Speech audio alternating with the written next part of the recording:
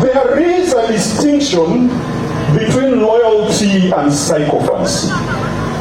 Loyalty is a virtue. Sycophancy is a vice.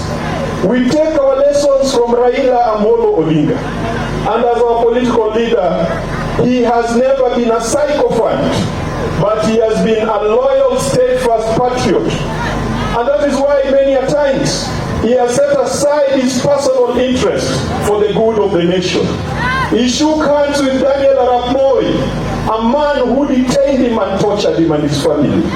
He shook hands with Mwai Kibaki, a man who stole his victory. He shook hands with Uhuru Kenyatta and is now working with William Samoei Ruto. He's not doing this for personal interest. He's doing it for the good of our nation. We support the broad-based government.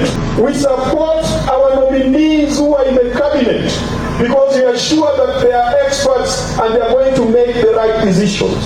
But in that support, let us be loyal patriots and not sycophants.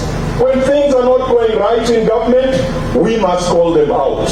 We have challenges in the education sector. We must speak about them. We have challenges in the health sector. We must speak about them. Raila Amolo Odinga himself has spoken out against abductions. We must speak against them. So let us not have a problem with our brothers who perhaps have a contrary view. That is a democracy that Raila Amolo Odinga fought for.